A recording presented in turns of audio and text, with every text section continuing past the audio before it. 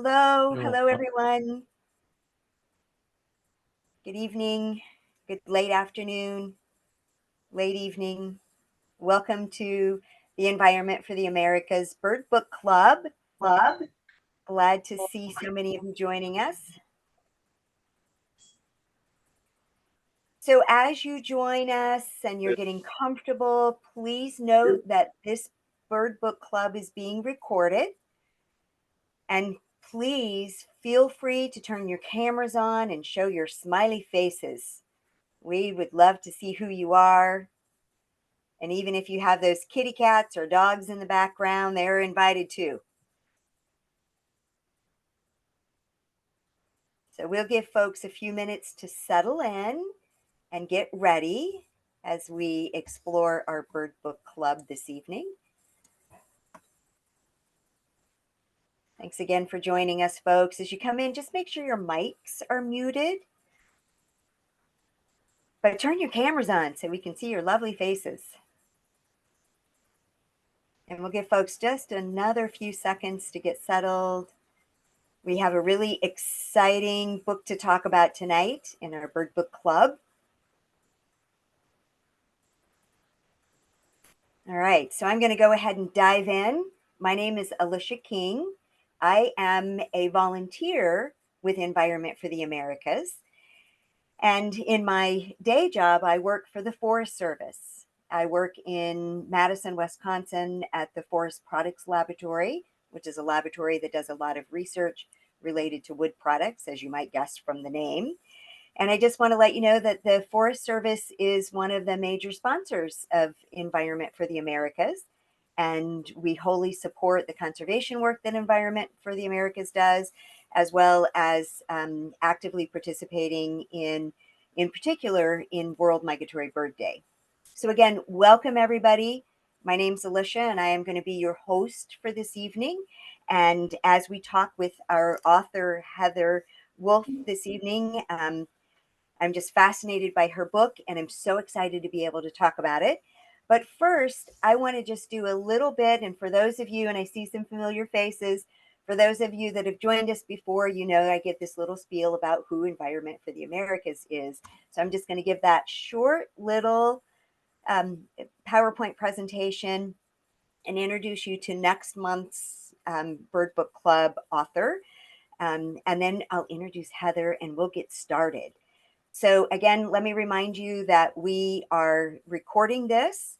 And if you have questions or thoughts or comments, please feel free to put them in the chat. And thanks to those of you who have turned your camera on. That's always exciting to see your faces. So let me just try my technically challenged getting my PowerPoint up on the screen. So let's see. I'm going to give away my messy desktop for a second as I go into, oops, yep. Sorry, folks. There we go. Okay. Are you able to see my PowerPoint slide? Yes, perfect. All right. Excellent. Thank you for that. So again, welcome to the Bird Book Club for Environment for the Americas. This is something that we are thrilled to be able to do on a monthly basis. And we have really cool authors and really cool books that we read. So I want to share our mission with you. So our mission is connecting diverse people to birds and nature and inspiring the next generation of conservationists by connecting these people to nature and the protection of birds and their habitats.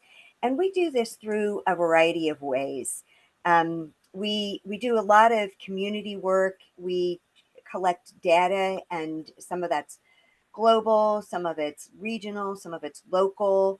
And we coordinate with organizations such as Cornell Lab of Ornithology, eBird, and universities in looking at that data and looking at that information. And it really helps us kind of inform some of the things that we talk about and some of the conservation efforts that we participate in. We attend a lot of conferences so that we can network and work with folks related to bird conservation. We have a lot of educational materials and community outreach that we do. And we always try to do things in multiple languages. So French and Spanish are very common for us to do, as well as other languages, depending on the audiences and who we're working with. And so those educational materials and community outreach include things like making cities healthy for birds and healthy for habitats in those city and urban environments. We also do a lot of work with interns and students. And so we have paid internships through the National Park Service and also through other agencies like the Forest Service.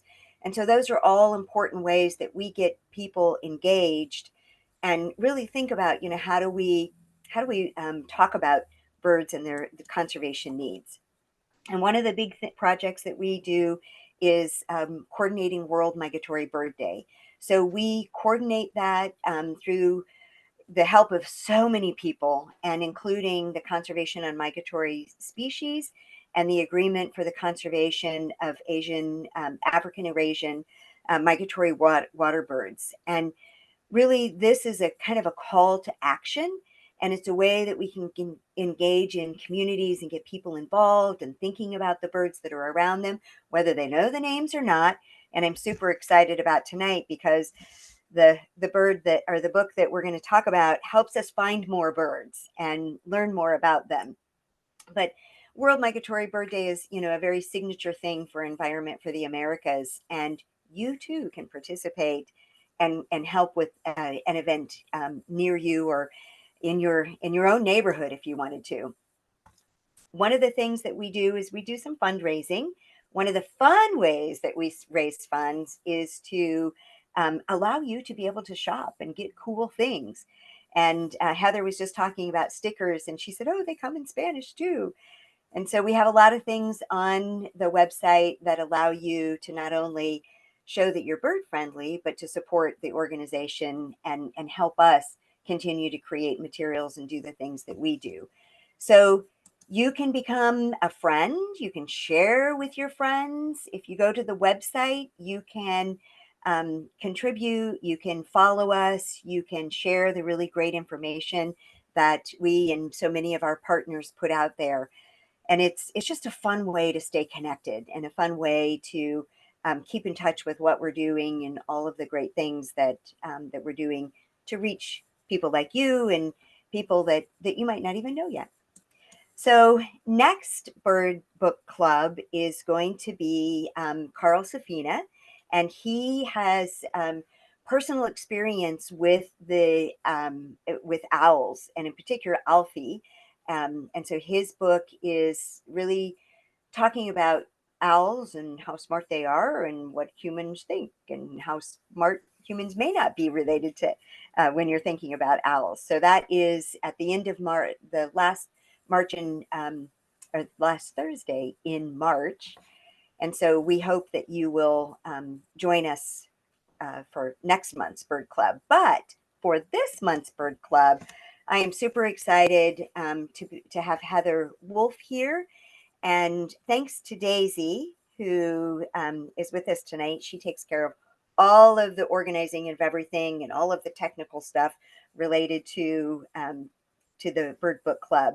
But I'm excited to have um, this opportunity to talk to Heather. Heather is based in Brooklyn, and she is a photographer and an educator. And she does some work with the Cornell Lab of Ornithology, which is super exciting because the Lab of Ornithology is just, super go-to for so many things related to birds and learning more about them. And so she gives a lot of talks, and she has another book that she's an author of, the Birding at the Bridge, which I have not read, but it is added to my must-read list. And so tonight we're going to talk with Heather about her Find More Birds, 111 surprising ways to spot birds wherever you are. And so thank you so much for joining us this evening, everyone. Appreciate it. And Heather, thank you for being here with us. And I'm going to hand it over to you, Heather. And of course, I'm going to ask questions. I'm going to moderate. Please put questions in the chat. I will call on you or read your question. Either way, whatever you guys are most comfortable with. But Heather, over to you. Excellent. Thanks, Alicia, and thanks, Daisy. I'm so excited to be here. I love what you do, and I do love the stickers. I'm going to order more. Highly recommend.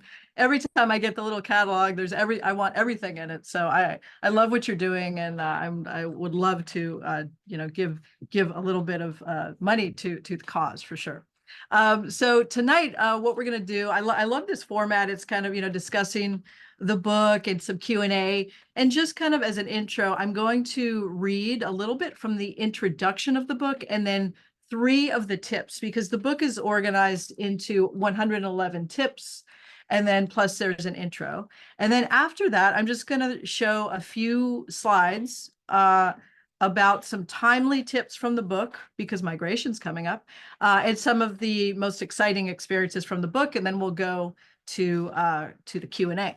So here's a little bit from the intro of Find More Birds. While you've likely encountered amazing stories or photos of birds in your area, fierce raptors, colorfully patterned songbirds, puffed out borbs, and awkwardly cute baby birds, it's easy to assume that these are rare, once-in-a-lifetime sightings. The truth is that some people are just really good at finding birds. Believe it or not, you can predict where a bird will be, what it will do next, and even when something insanely amazing is about to happen.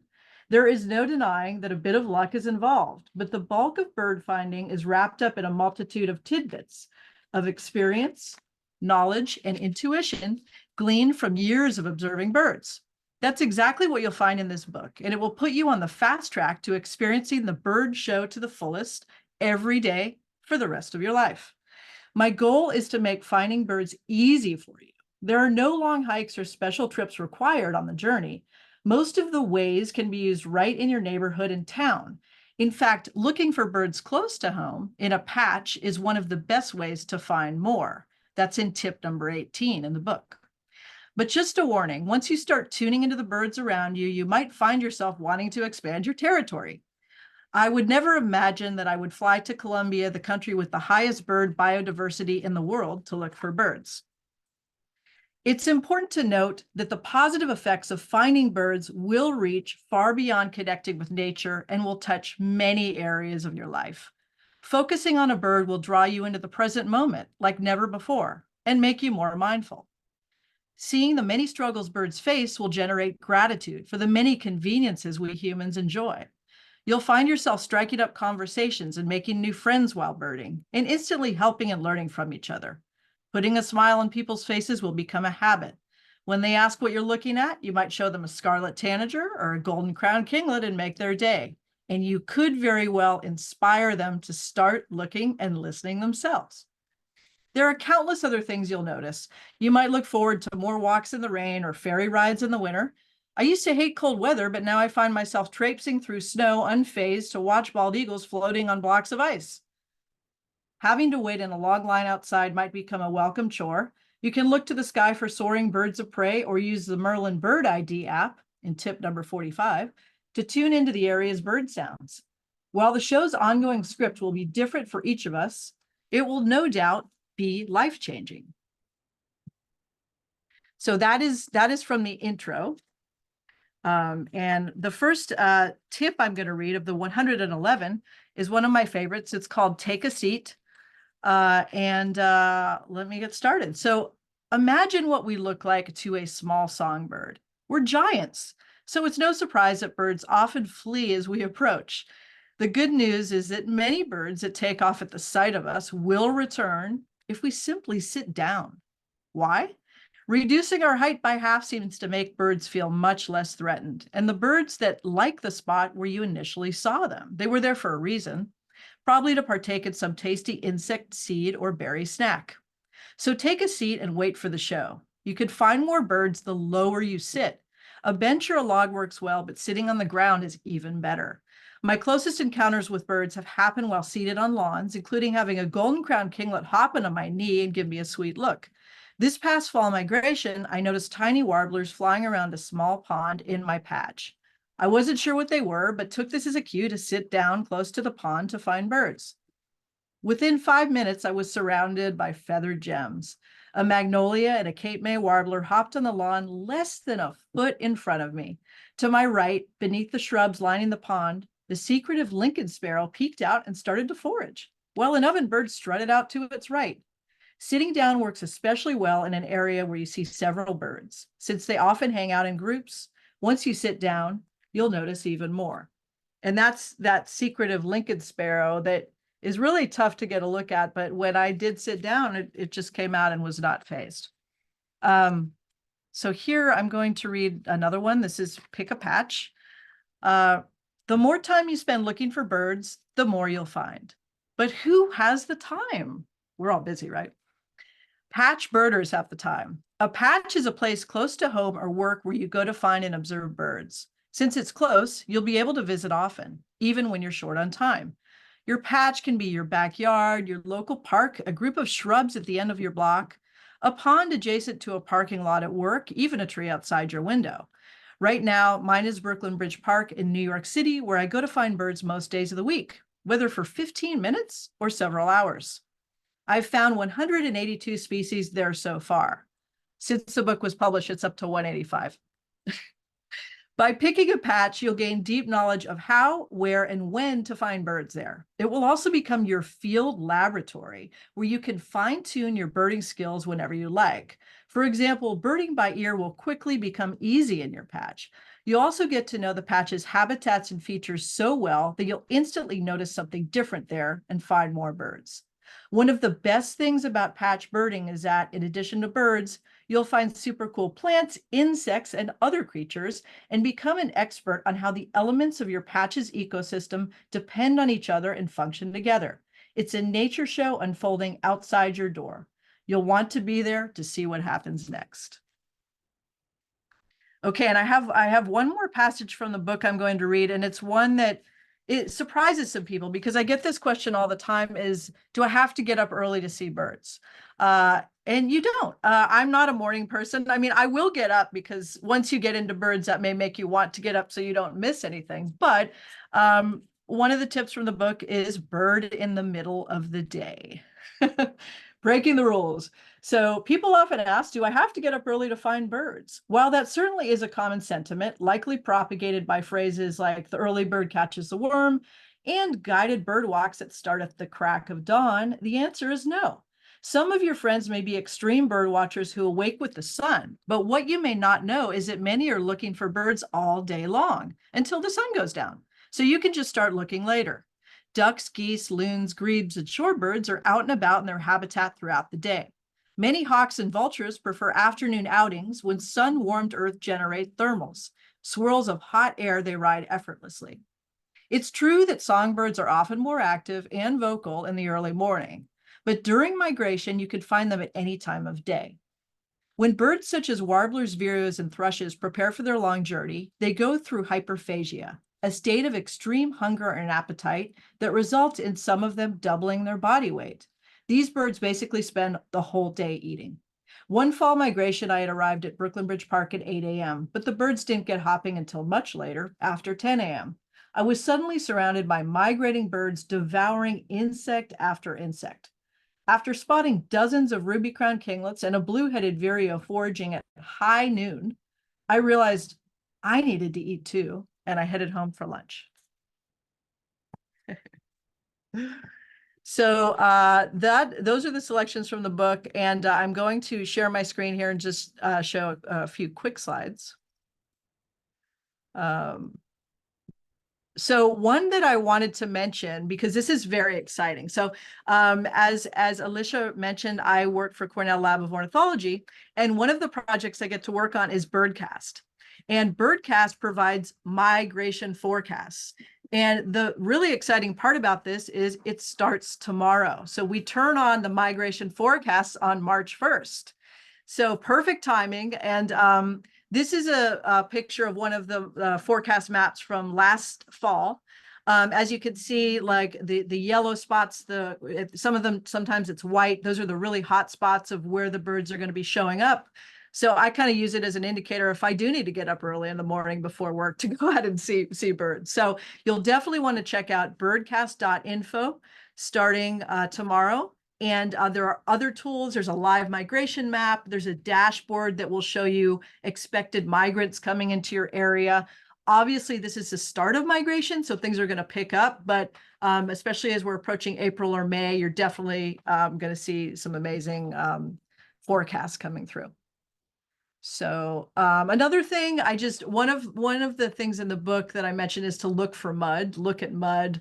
It's a really fun habitat. Shorebirds love to forage in mud, but with migration coming up and the barn swallow, which you see here coming up from South America, in April, March, April, you may see, even in May, you will see these birds gathering mud for their nests, and it's just so fun to watch. They just land in the mud and they kind of slog through and get the mud. So definitely be looking for these types of things as migration approaches. Another one of the number 3 tip in the book, which is I'd say one of the best tips for finding birds, is to look for freshwater sources. And I look at this puddle, it looks like nothing, right? It's on the edge of a lawn in my park, but this puddle, this little depression by the lawn has been there for 2 years, and I always look for birds. A lot of birds come to bathe here. And right here, that's pretty common birds. There's an American robin, some starlings, but I've seen a ruby-crowned kinglet bathing in this exact puddle before. So don't discount small puddles. Even in between clumps of grass, I've seen young cedar waxwings bathing in water that is collected there. So keep your eye out for freshwater sources. Right now, when water freezes up, especially, there's limited sources of fresh water for birds. So they have to do with what they can. So this gray catbird is licking droplets off a banister. Now, I did want to just mention a couple of the most exciting moments or experiences during the making of the book really quick. The top was going to Portland to see the Voxus swifts at Chapman School. I wanted to, we have chimney swifts here in New York, and they're in a lot of places, but the quantity is what I wanted a picture for the book, that showed the magnitude of this. And this is the picture in the book. But I also wanted to share some of the video that I wish I could put a video in the book, but I just couldn't do it somehow. So there's one. This happens at dusk. And then here's another video. It's kind of a cyclone, and just you watch them enter, and it's right, right when the sun's going down. It's pretty dark, and you could see them entering the chimney there. So that was a huge event, big adventure with the book.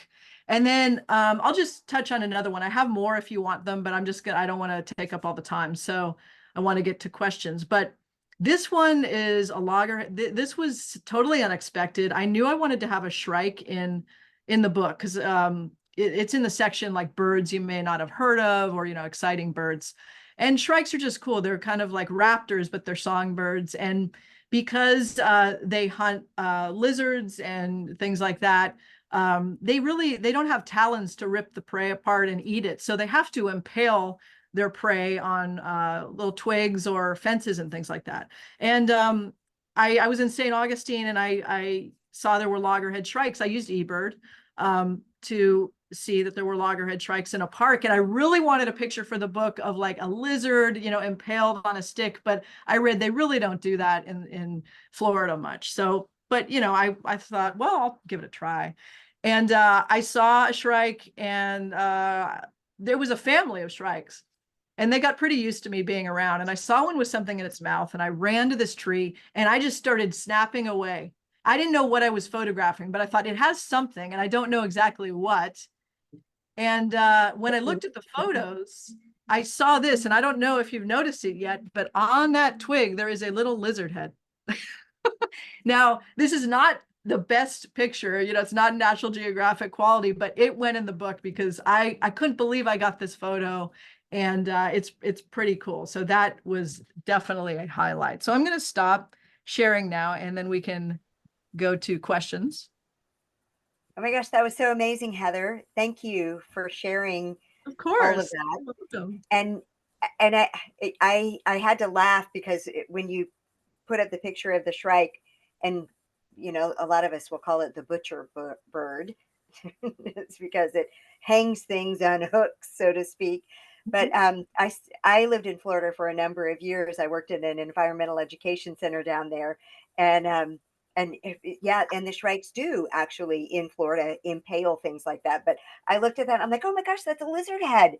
Oh, you So did immediately. Oh, great. Yeah. well, but I'm really glad that you put it in the book because that's a it's a great picture. and Thanks. and great stories. So folks, feel free if you want to raise your hand if you have a question that you want to ask or put it in the chat. Would love to have you ask Heather some questions, but as you all know, those of you that come on a regular basis, I always have lots of questions for our author to ask and things to just point out. And one of them, Heather, when you said pick a patch, and I put, for those of you that have the book, I put the page numbers in the chat just so you can kind of find those and reference them. But I love how you know, birding, sometimes people don't feel always real comfortable hiking by themselves or going to a place that they're not familiar with or knowing, exactly where it is they're supposed to be going and what they're doing. And so I love the picking a patch because you can go someplace that's familiar with you, or as you said, even your backyard, or just find a spot where it feels safe for you, and you can sit and just wait and just watch. And so, no need to worry about carrying heavy whatever anywhere. And then I noted in your book that one of the things that you wrote in that tip on that page was reducing your carbon footprint through green birding, and walking and biking, or just being close at home. And so I love that. So you all out there who just want to sit and hang out with birds, you go, I'm green birding. I'm a green birder, doing my part to reduce my carbon footprint. Exactly. Yeah, I'm glad you mentioned that. And I mean, I just got back from Oaxaca, so it's not like I don't fly, but I don't have a car in New York City, which I love. And it always feels so foreign to me when I go back to kind of how I started birding in Florida with my mentors, like the birding in the car. You drive around and you stop and you look, and I'm like, wait, it's I really prefer just walking around, but I'm lucky because I'm in a city, so there's a coffee shop in my patch. There's even ice cream on the other side if I walk that far, so I've got everything I need pretty much right there. But the idea with that is I think it's great to go on bird walks and tours and all this. This is how we learn. But also, you can learn so much in your patch, in your backyard. That are backyard birders, they're experiencing some amazing shows in their backyards all the time. And I feel like my park here is my little backyard, and you'll learn so much about habitats, bird behavior, insects, everything. There's just so much. I could go on an hour about it, so I'll let you ask the next question. A great show. Folks, if you have a question, feel free to raise your hand, put it in the chat. Love to hear what you're thinking.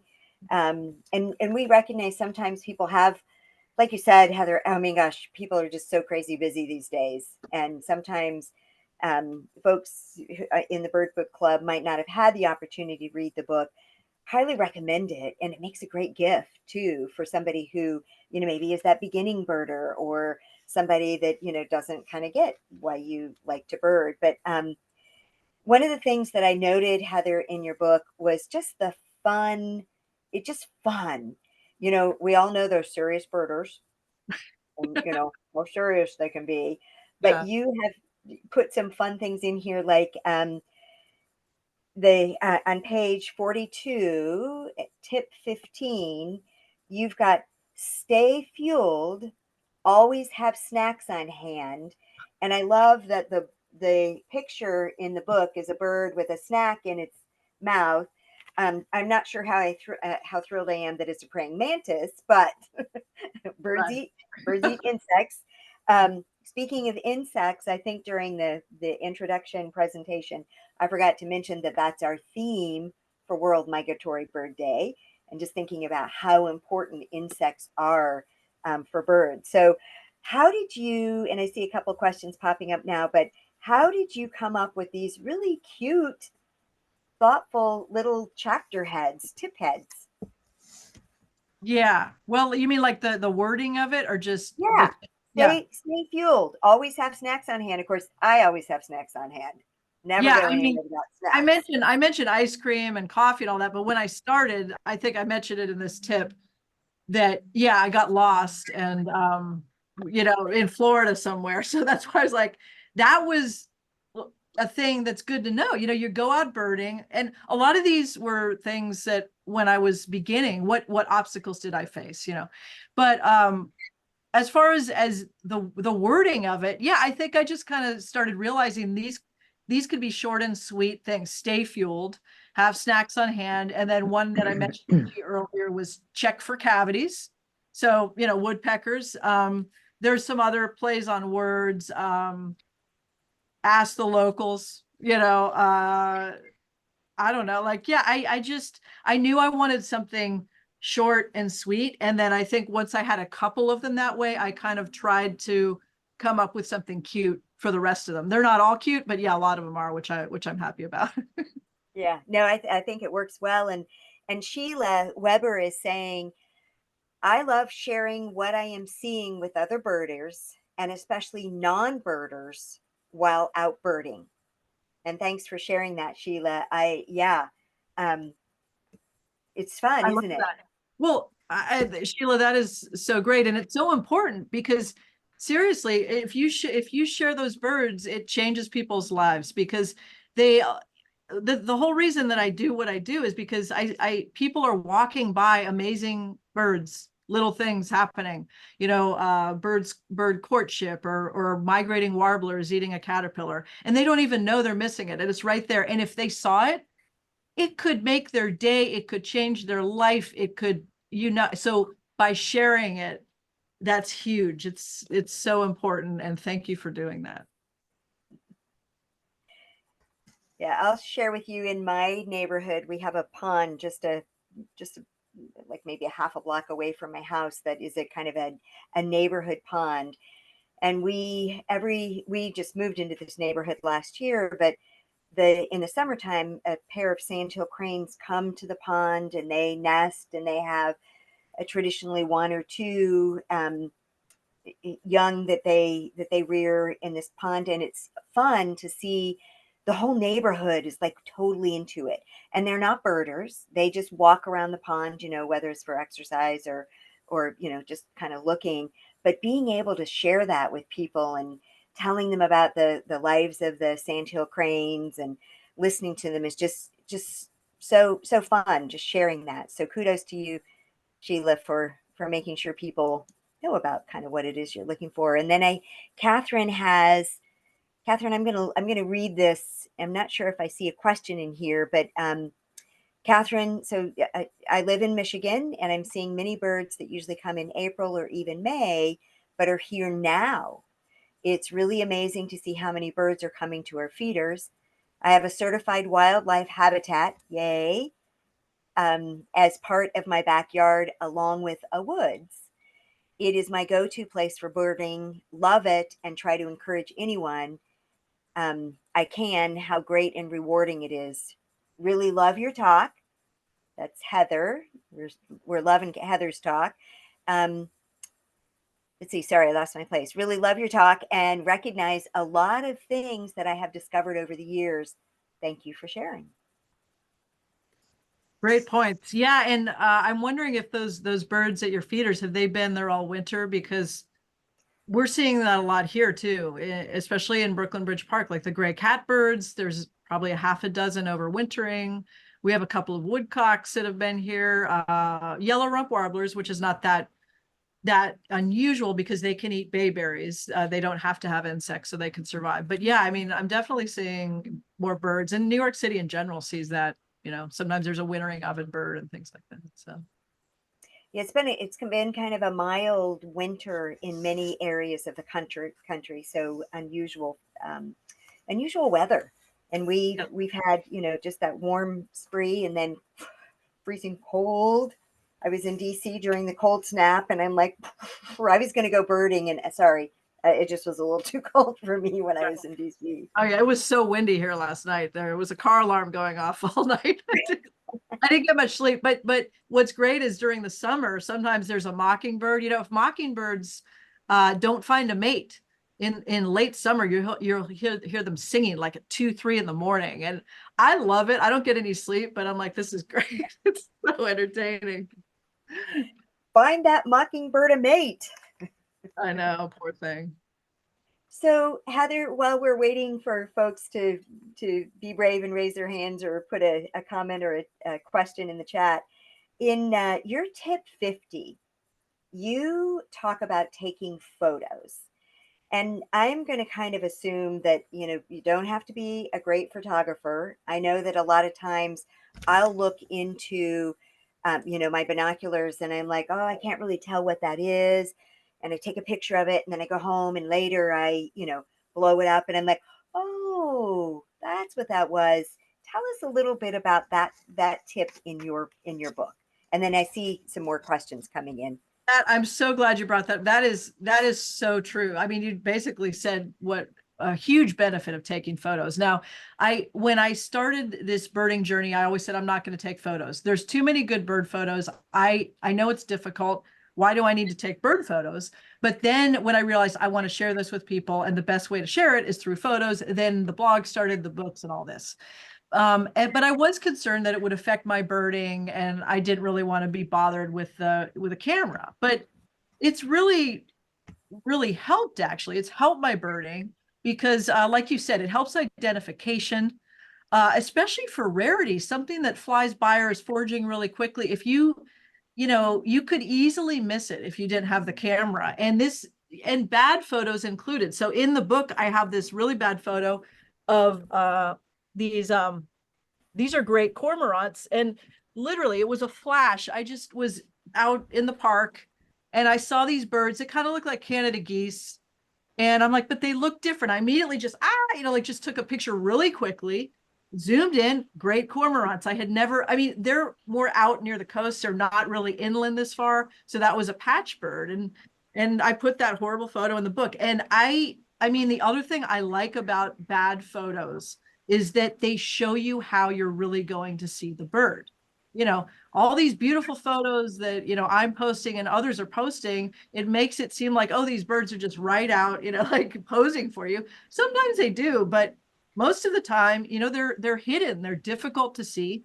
So sharing one of the tips in the book is to go to MacaulayLibrary.org, which is part of the Cornell Lab of Ornithology, and look at bird, like if you want to see a certain type of bird and you're going out to a place, it's a rare bird or something you've never seen before, look at photos of the bird and look at the least rated like photos of the bird, which can mean bad photos, because that will give you clues what to look for. Is it hidden in a bramble? Is it in the leaf litter? So there are many reasons. And yes, I took a picture of a bald eagle along the Hudson River, and I noticed in the corner of the photo there was a peregrine falcon with some prey. So basically, what I had missed was the bald eagle was chasing the peregrine falcon to steal the prey. And I looked at the sequence of my photos, and the whole thing happened. The peregrine dropped the fish, the bald eagle got it. I totally missed it when I was out there. But I played it back through the photos. So That's great. Those little things that you can discover. mhm. And things like the head of a lizard stuck on a little Yeah. twig. Oh, another one, right? Exactly. That's great. So, Catherine was continuing, and I know I'm doing a lot of talking. Feel free to raise your hand if you guys want to talk. But Catherine was saying that red-winged blackbirds, red-headed woodpeckers, or maybe red-bellied woodpeckers, grackles and starlings, tons of robins is what she's seeing, and that's not usual for the Michigan winters in typical.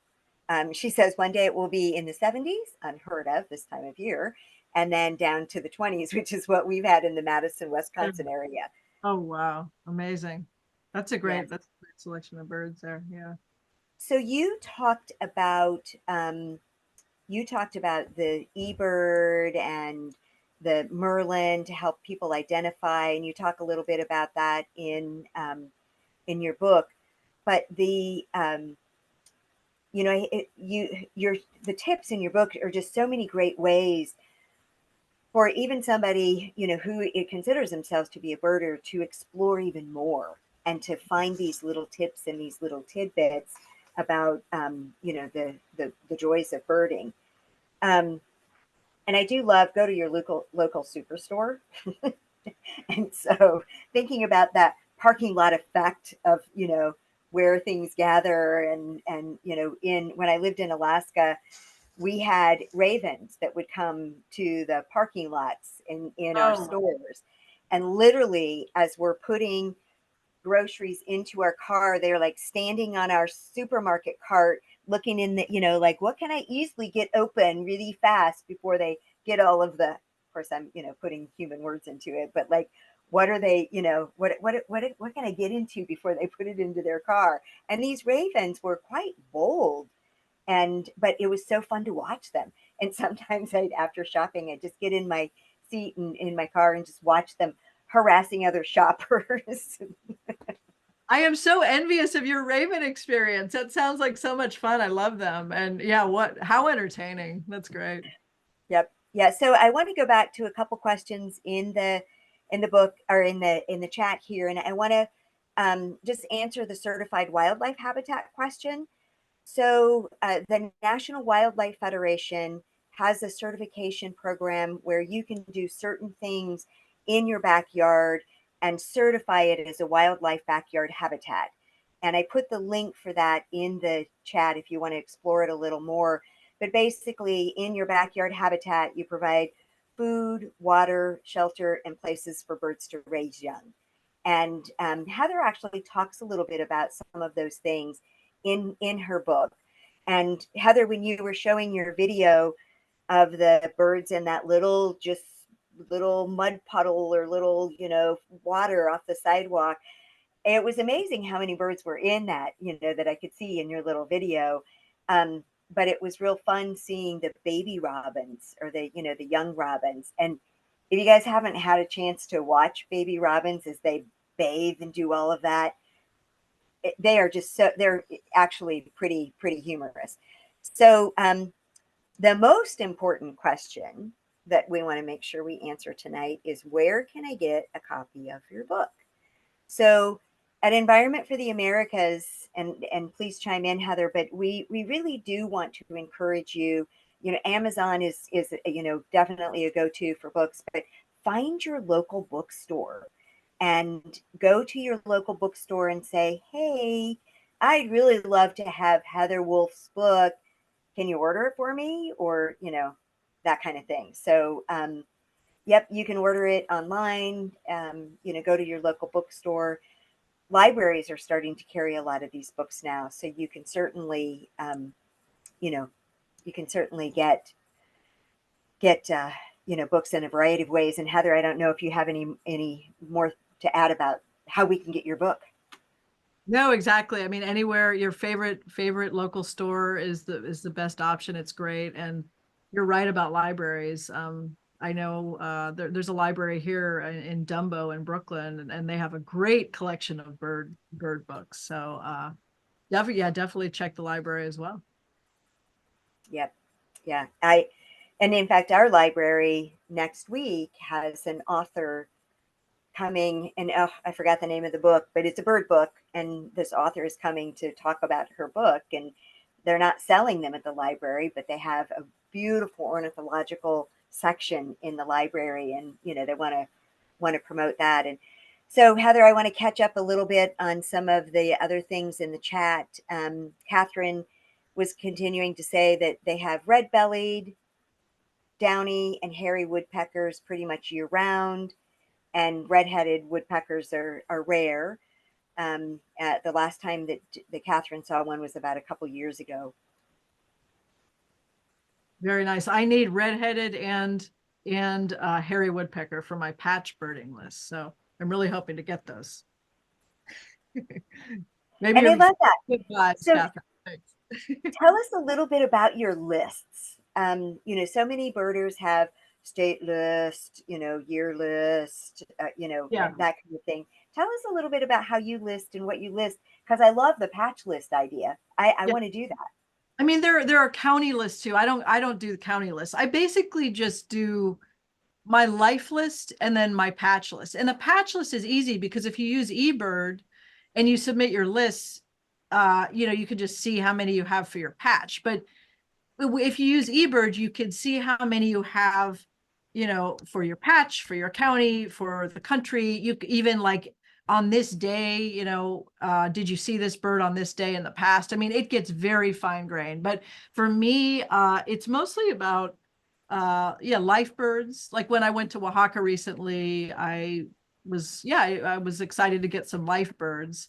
And then but in my patch, it's probably not, I could get a life bird, I don't know, but it's probably going to be a bird I've seen before. I've seen red-headed woodpecker, I've seen hairy woodpecker. I just haven't seen them there. But I never thought when Birding at the Bridge, the first book came out, I had seen 134 species. I never thought I'd get to where I am now with 185.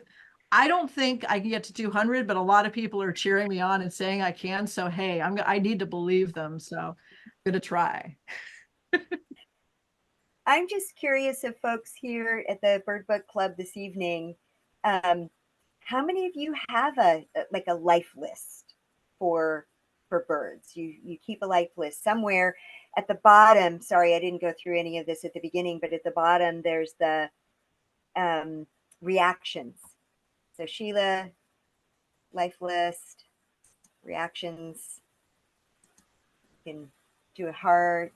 Patty has a life list. So Excellent. Mary, Ruth.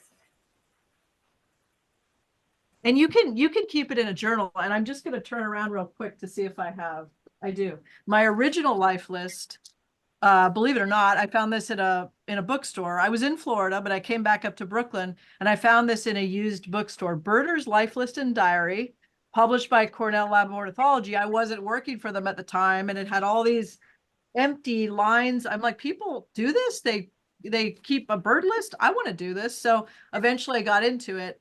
Um, and these days I mostly just put it all in eBird because it's so easy to play around with it and see what you need. And one advanced tip in the book is know your targets. So I just want to point out, if you go to ebird.org, explore, and go scroll down and look for targets, it's a really cool tool because it can tell you what you haven't seen in like in a county or in a country.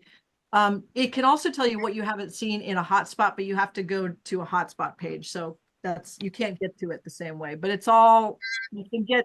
If you have questions, you can always ask me, but it's really fun to say, go if you're going back to say a state you haven't been to or you've been to before and you birded there before. What did I not see last time, or what have I never seen? And then you could kind of target those birds, learn more about where they are, and make it a birding adventure. So it's really fun. Yeah, and I like that. Make it a birding adventure. It can be a lot of fun. And one of the things that I've done with groups of kids in particular, but sometimes when I've taken group families out or groups of kids, sometimes the parents are a little more rowdy than the kids are. And the parents stand back there and they're like, "Oh, I have to stop at the store on my way home after this field trip," or, "Oh, yeah, I still have laundry to do," or whatever. And it's like, "Shh, we're trying to bird here." But one of the things that I'll do is there's this thing called an identifier, and it's an audio, and it has a little like cards that you can put in it, and you play the sound of the bird, and it has a picture of the bird. And I've been very successful in keeping parents and kids engaged by handing them each a card and then saying, "Oh, who has the chickadee or who has the Oh, nice. jay?" Yeah. And then we put it in the machine and play it. But let me go back to the chat. Sorry, this such a fun conversation. So Nancy was asking, just for the benefit of everybody, that where is the list of the past books that we've talked about and people that we've interviewed, and then the future ones are on this too. And thanks Daisy, she put the link in there so that you could look for it and you could go back and watch the different shows. So Sherry is saying that she is a Texas master naturalist. Woo, kudos to you. That's takes a lot of energy to be a naturalist, one of those master naturalists. And she's a retired zookeeper. But she has shared her bird experiences with other members through chapter events and local big sit and Christmas bird counts events. She says are a great way to inspire a budding birder. Wonderful, great points. Thanks for sharing. I mean, there are so many ways, and right, getting out there, and people are always excited about the Christmas bird counts because, I mean, you can contribute to citizen science every day, but there's something about, the Christmas bird count. It's got the catchy name, and it's an event. It's a really fun way to get involved and get the birding bug. Yeah, absolutely. And then Karen is saying that in north central BC, she has Harry's, Downies, pileated woodpeckers. Oh my gosh, I love pileated woodpeckers. Wow. Flickers, red poles, chickadees now.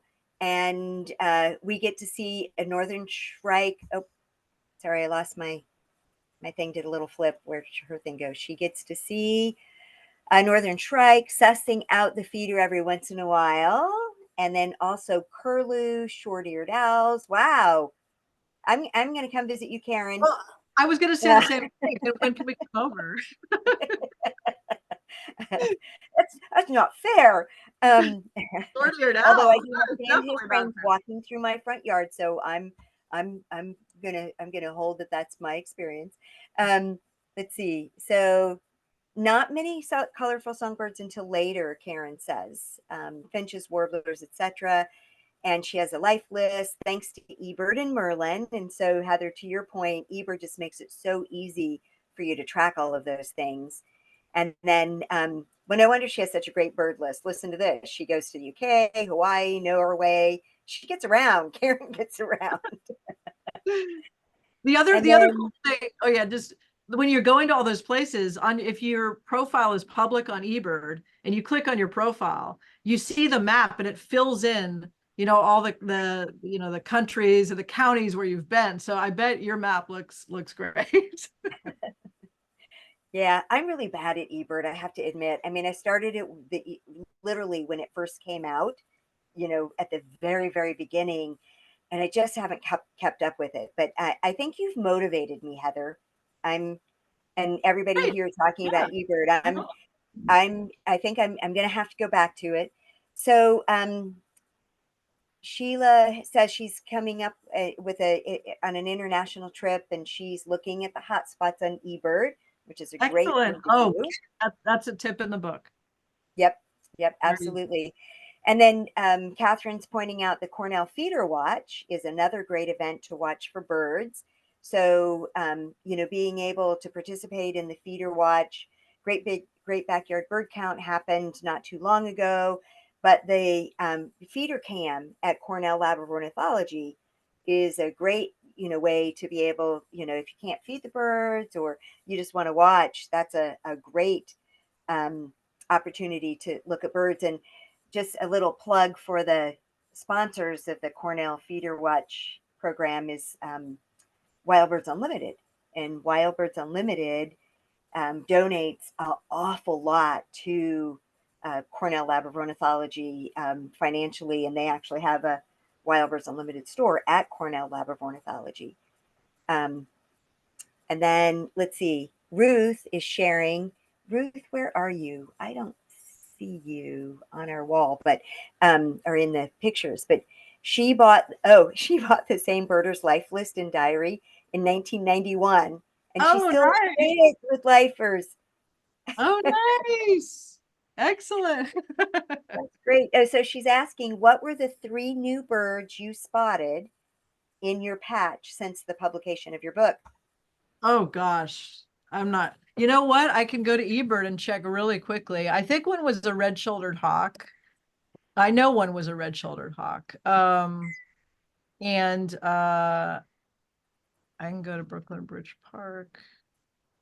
So in case anyone wants to know how to do it, you would go to My eBird, you go to locations, and then you type in the location, and there will be a life list link on the right. And so I saw a red-shouldered hawk, a Forster's tern, and a snowy egret were my last three. Great question. I love it. That is, and I'm so jealous. Okay, got to do the patch thing. Um, yeah. So, and I recognize that birder life list and diary. I had one. I'm not sure where it is. I've moved so many times since Oh, I you got had it. one of those? Oh, Oh yeah, oh, oh, good. Yeah, they're great. yeah, yeah. No, perfect opportunity to keep a diary of your birds. Bird buddy feeders are also fun to watch. And then Paul is sharing that he uses eBird, makes it easy to keep track of where you have seen everything. Also, it's great for learning about good places to see different birds. So, Heather, you, I love this book. I am thrilled, to be able to have you as our guest this evening and to chat about all of these things, and your tips just are so spot on. And I love the section 8 of finding birds you've always wanted to see. I'm really curious in the last just few minutes that we have here. Can folks put in the chat what's a bird that you've always wanted to see? What's one of those birds? Just type it in the chat. Well, and A as puffin, people, what is it? A puffin? a puffin, Oh, American dipper. Oh my gosh, we had those all over Alaska. What else have you been wanting to see, folks? Long-eared owl, long-billed curlew, some cool birds. those are awesome. None of those are answered in that question in the book, unfortunately. Blue-footed booby. Oh, yes.